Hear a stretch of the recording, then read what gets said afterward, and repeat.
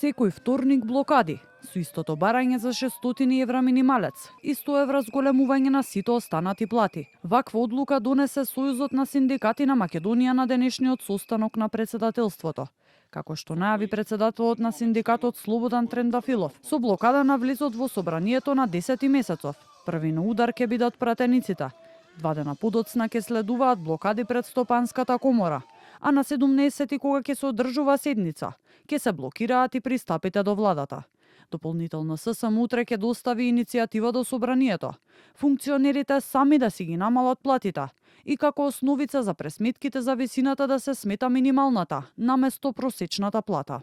Доставуваме иницијатива за измени и дополнување на Законот за плати и други надоместоци на пратениците во Собранието на Република Македонија и други избрани и именувани лица, да ги намалат нивните плати за 40% само со измена на оваа одредба во Законот. Дополнително, да ги намалат коефициентите на сложеност за 40%, затоа што нивните плати во изминатите 2 години се зголемија за 80%. Според министерот за економија Бесар Дурмиши, 85% од вработените во јавниот сектор за кој е надлежна владата веќе добиле покачување на платите. За преостанатите околу 7800 вработени очекува новиот општ колективен договор да биде договорен на средбата со синдикатот УПОС, која ќе се одржи во четврток во владата.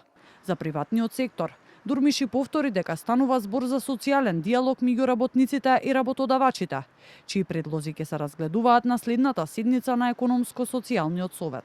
Ние во нашиот дел, во јавниот сектор, како влада, сме ги зголемиле платите од првата година кога сме доаѓале на власт. Ако ги споиме минатата година, ова година и другите 2 години што ни доаѓаат 2027 до 2028 година, ќе имаме зголемување за околу 40% на минималната плата. Ако се договарат синдикатите и работодавачите, ние сме таму да им излеземе на пресрет на двете страни.